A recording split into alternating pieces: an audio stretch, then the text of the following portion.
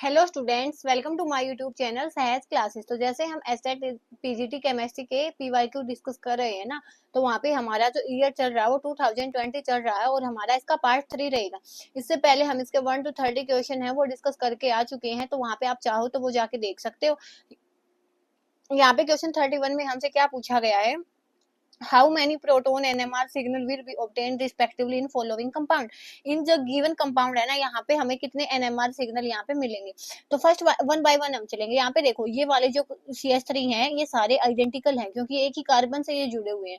तो यहाँ पे इन तीनों का हमारे पास एक सिग्नल आएगा, एक सिग्नल इन तीनों H का, क्योंकि इसकी भी स्प्लिटिंग नहीं हो रही। तो हमारे पास फर्स्ट का क्या आएगा, 2 आएगा। तो फर्स्ट का 2 इसमें है, तो ये तो बिल्कुल भी नहीं होंगे। उसके बाद यहाँ पे देखो, ये क्या होता है, TMS, हम ये होता है टेट्रामिथाइल सिलेन। इसको हम एनएमआर में यूज करते हैं। इसके रिस्पेक्ट में हम अदर जो भी कंपाउंड होते हैं उनकी एनएमआर जो सिग्नल की फ्रीक्वेंसी होती है, केमिकल शिफ्ट होती है, वो बताते हैं। तो यहाँ पे इन सब का एक सिग्नल होता है, इसीलिए हम इसको यूज करते हैं। तो हमारा ऑप्शन 2 का आएगा 1। तो ऑप्शन 2 का 1 एक ही ऑप्शन में है, यहाँ से हमारा ऑप्शन 1 करेक्ट तो हो गया। उसके बाद यहाँ पे हमने देखा कि इसका एक अलग आया सिग्नल, यहाँ से इनका एक अलग आया, इनका एक अलग आया, तो हमारे पास 3 सिग्नल इनके आए। तो ये वाली भी चीज सही है। लेकिन यहाँ पे जब आएंगे ना, हम यहाँ पे देखो, एक सिग्नल तो इस एच का आया, एक सिग्नल यहाँ से आया हमारे पास, और एक जो हमारे ये बेंजीन वाले एच है इनका सिग्नल आएगा। तो हमारे पास यहाँ पे टोटल 3 सिग्नल आते हैं। तो यहाँ पे देखो 2 दिए गए हैं, तो ये वाली चीज यहाँ पे गलत है। लेकिन यहाँ पे इसको छोड़ के भी हम यहाँ पे इन तीनों से इनका आंसर है वो बता सकते हैं। तो हमारा ऑप्शन 1 है वो करेक्ट हो जाएगा। उसके बाद stability order of oxide, peroxide and super oxide of alkali metal. तो हमारे पास ये वाला होता है हमारा सिंपल ऑक्साइड, ये वाला होता है हमारे पास पेरोक्साइड, और ये होता है सुपर ऑक्साइड। तो हमें इनकी स्टेबिलिटी बतानी है एल्कली मेटल के साथ। तो सबसे ज्यादा स्टेबल नॉर्मल ऑक्साइड होता है, फिर पेरोक्साइड होता है, फिर सुपर ऑक्साइड होता है। तो हमारा क्वेश्चन 32 ऑप्शन 2 है वो करेक्ट हो जाएगा। उसके बाद question 33, in a cell that utilise the reaction. एक सेल है उसमें ये रिएक्शन होती है Zn2H प्लस और Zn2 प्लस प्लस में H2। वहां पे जब हम H2SO4 का एडिशन करते हैं तो वहां पे क्या होगा, तो यहाँ पे देखो H2SO4 का हम एडिशन कर रहे हैं ना, इसका मतलब क्या कि वहां पे हम H प्लस डाल रहे हैं। H प्लस डालेंगे यहाँ पे तो जो रिएक्शन हमारी फॉरवर्ड जाएगी। अगर यहाँ पे रिएक्टेंट का अमाउंट हम बढ़ाएंगे ना, तो वो रिएक्शन क्या करेगी, इक्विलिब्रियम को अटेन करने के लिए प्रोडक्ट की साइड जाएगी। यही हमारा ले चैटलियर प्रिंसिपल भी कहता है। तो इसकी वजह से क्या होगा, ई शेल है हमारी वो इंक्रीज होगी, और जो हमारा इक्विलिब्रियम है ना वो राइट साइड शिफ्ट हो जाएगा। तो ऑप्शन 1 है हमारा करेक्ट हो जाएगा। उसके बाद question 34, identify the correct statement for elemental sodium. जो सोडियम एलिमेंट होता है उसके लिए हमें करेक्ट स्टेटमेंट बतानी है। तो एलिमेंट लिया मैंने ये सोडियम। तो अगर हम सिंपल इसके कॉन्फ़िगरेशन से भी देखें, 11 एटॉमिक नंबर होता है, 281 होता है। तो यहाँ पे एक बार तो उनको दे दिया ऑक्सीडाइजिंग एजेंट, और एक बार दे दिया कि इसका ही ऑक्सीडेशन होगा। तो ये क्या करता है, इस इलेक्ट्रॉन को डोनेट करके क्या करेगा, Na+ के जैसे होता है। तो इट मीन्स क्या कि ये इजिली ऑक्सीडाइज हो जाता है ना, अपना इलेक्ट्रॉन है वो डोनेट कर देता है। तो ऑप्शन 4 हमारा यहाँ से करेक्ट तो हो गया। लेकिन यहाँ पे देखो, it is a strong oxidising agent. Oxidising agent means ये दूसरों को ऑक्सीडाइज करेगा तो खुद रिड्यूस होगा। इट मीन्स क्या कि ये इलेक्ट्रॉन एक्सेप्ट करेगा, लेकिन यहाँ तो ये इलेक्ट्रॉन डोनेट कर रहा है। तो यहाँ पे हमारा ऑप्शन 1 तो ऐसे गलत हो गया। उसके बाद इसकी डेंसिटी लेवल होती है कि पोटासियम से, ये भी गलत है। और यहाँ पे it can be extracted bye electrolysis of aqua solution, तो ऐसा भी नहीं होता। तो हमारा ऑप्शन 4 है वो करेक्ट हो जाएगा। उसके बाद question 35, which of the following is not permissible arrangement of electron in an atom. इनमें से कौन सी जो अरेंजमेंट होती है वो नहीं होती इलेक्ट्रॉन्स की। तो यहाँ पे देखो सारी चीजें सही हैं। पहले आप ये देखो, n होता है हमारा प्रिंसिपल क्वांटम नंबर, l की वैल्यू होती है हमारे पास n-1। उसके बाद ml जो होता है हमारी वैल्यू होती है -L2L, और स्पिन की वैल्यू होती है +12 या तो -12। ठीक है।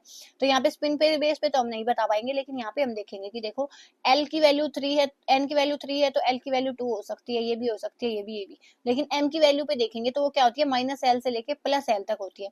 तो यहाँ पे देखो L की वैल्यू तो 2 है, तो यहाँ पे M की वैल्यू तो क्या होनी थी, -2 से +2, तो -1 0 1 2। लेकिन यहाँ पे तो -3 गिवन है, ये तो पॉसिबल ही नहीं है। तो क्वेश्चन 35 का ऑप्शन 4 है, ऐसे करके हमारा करेक्ट हो जाएगा। उसके बाद question 36, which of the following complex is not a chelate. इनमें से कौन सा कॉम्प्लेक्स है वो चिलेट नहीं होता। चिलेट क्या होता है कि जो कॉम्प्लेक्स, जब हम उसका कॉम्प्लेक्स बनाएंगे ना तो वहां पे कोई ना कोई रिंग बन जाएगी। रिंग को हम क्या बोलते हैं, वो उनको हम क्या बोलते हैं, वो कॉम्प्लेक्स चिलेट होंगे। लेकिन यहाँ पे हमने देखा कि टेट्रा एमाइन, इसका मतलब तो क्या है कि यहाँ पे टेट्रा अमाइन NH3 4 होगा, डाई क्लोरो कोबाल्ट और Cl2 होगा। तो यहाँ पे तो हमने देखा ना, यहाँ पे तो चिलेटिंग लिगेंड है ही नहीं, ऐसा कोई लिगेंड है ही नहीं जहाँ पे ये जिससे यहाँ पे रिंग बन सके। तो हमारा ऑप्शन 3 करेक्ट हो गया। यहाँ पे क्या है, डाई मिथाइल ग्लाइकोमेटो, तो यहाँ पे भी होता है, एक बार ओसी साइड से होता है, एक बार एन साइड से होता है, तो यहाँ पे भी होता है।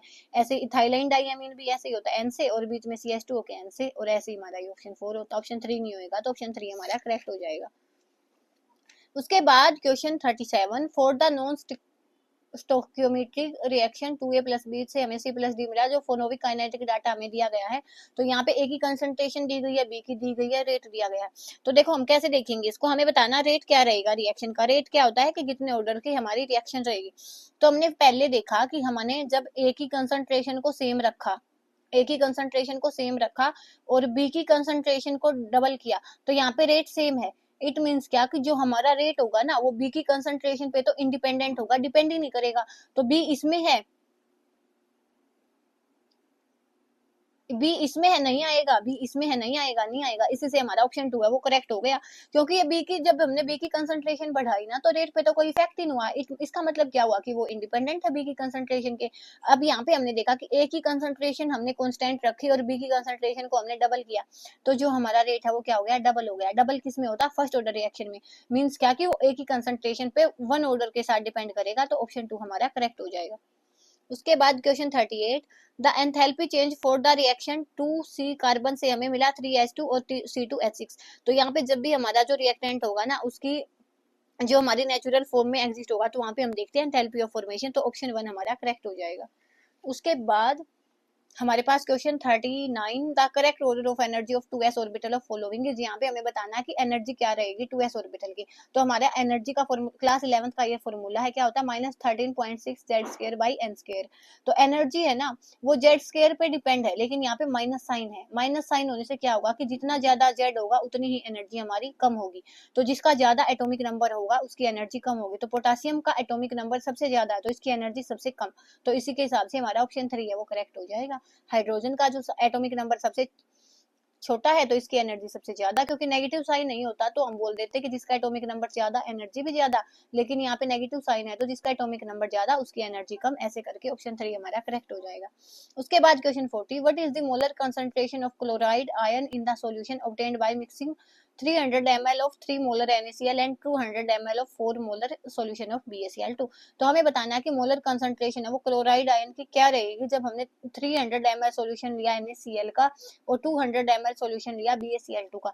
तो यहाँ पे आप आयन की कंसंट्रेशन निकालने के लिए कैसे कर सकते हो कि यहाँ पे हम आयन का जो फैक्टर लेंगे, एन फैक्टर लेंगे, वो लेंगे वन सॉल्यूशन का, उसके बाद MV1, उसके बाद सेकंड वाले का M2V2, उसके बाद यहाँ पे क्या होगा V1 + V2 और यहाँ पे थर्ड वाले का फैक्टर। तो पहले वाला कौन सा है हमारा NaCl है। तो जब हमने NaCl का डिसोसिएशन किया तो ये क्या आया Na+Cl नेगेटिव। तो यहाँ से हमारा टोटल पॉजिटिव चार्ज देख लिया, टोटल नेगेटिव कितना आया 1। तो इसकी वैल्यू कितनी आई 1। मोलैरिटी के पहले की कितनी है 3 है और इसका वॉल्यूम है 300 प्लस में N2 के पास हमारे पास क्या है N2 BaCl2। तो Ba2+ के जैसे एग्जिस्ट होगा या 2Cl नेगेटिव। तो टोटल पॉजिटिव नेगेटिव 2 की वैल्यू है तो यहाँ पे 2, मोलैरिटी इसकी 4 है और वॉल्यूम इसका 200 है, डिवाइड बाय टोटल वॉल्यूम। तो जब आप इसको सोल्व करोगे तो ये आएगा ऑप्शन ए 5 मोलर। ऐसे आपने इसको करना था। उसके बाद question 41, consider the following ionisation reaction with reference to boron. Boron है हमारे पास, जब हम इसका कॉन्फ़िगरेशन लिखेंगे तो क्या होगा 1s2 2s2 2p1। तो फर्स्ट में क्या किया गया है I1 में, यहाँ पे क्या किया गया है, सिंपल इस वाले इलेक्ट्रॉन को हटाया गया है। उसके बाद सेकंड S से जाएगा, उसके बाद थर्ड भी S से जाएगा। तो यहाँ पे हम देखेंगे कि पहले तो हमारा जो इलेक्ट्रॉन है ना P से इजीली हटा सकते हैं हम यहाँ पे, लेकिन S में क्या होगा, फिर ये फुल्ली फिल्ड है तो यहाँ से इलेक्ट्रॉन हटाना बिल्कुल मुश्किल होगा। उसके बाद ये S है जो न्यूक्लियस के पास होता है, वहां पे पॉजिटिव चार्ज भी होता है तो यहाँ से इलेक्ट्रॉन नहीं निकाल सकते। तो हमारे पास जो A1 होगी ना उसको तो हम इजिली निकाल सकते हैं। आयनाइजेशन एनर्जी क्या होती है कि जितनी हम एनर्जी दें कि इलेक्ट्रॉन हमारा बाहर निकल जाए, तो यहाँ पे तो थोड़ी सी एनर्जी देने से ही बाहर निकल जाएगा। तो IE1 तो हमारी सबसे कम होगी, मीन्स क्या कि A1 हमारी सबसे कम, फिर A2 फिर A3, तो ऑप्शन 3 हमारा करेक्ट हो जाएगा। उसके बाद question 42, in which of following compound manganese show maximum radius. तो हमें बताना मैक्सिमम रेडियस। तो मैक्सिमम रेडियस हमें बतानी है तो जितना साइज होगा उतनी ज्यादा रेडियस होगी, और अगर हमारे पास जितनी ऑक्सीडेशन स्टेट होती है उतना ही जो साइज है उसका छोटा होगा। ऑक्सीडेशन स्टेट है वो साइज के इनवर्सली प्रोपोर्शनल होती है। तो यहाँ पे मैग्नीज है वो +4 ऑक्सीडेशन स्टेट में, यहाँ पे +7 में है, यहाँ पे +2 में है और यहाँ पे है +3 में। तो सबसे कम ऑक्सीडेशन स्टेट इसमें है +2 में, तो साइज ज्यादा होगा, साइज ज्यादा होगा तो रेडियस ज्यादा होगी, तो हमारा ऑप्शन 3 है वो करेक्ट हो जाएगा।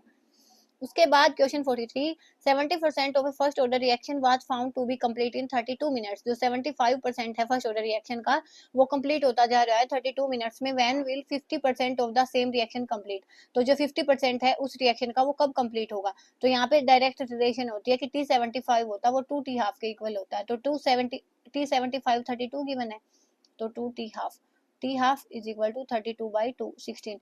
यही वाला क्वेश्चन पहले रिपीट हुआ, तो मैंने आप ऐसे भी निकाल सकते हो उसकी k क्या होता है 0.693 डिवाइड में T½ तो यहाँ से हमें T½ की वैल्यू निकालनी है, तो यहाँ पे ये हो जाएगा 0.693/k। और एक फॉर्मूला हमारे पास ये होता है KT 2.303 log of A0/80। तो आप क्या कर सकते हो, यहाँ से आप k की वैल्यू निकाल के इसमें डाल सकते हो, तो भी आपका इक्वेशन हो जाएगा। उसके बाद question 44, which of following statement is correct for S block element.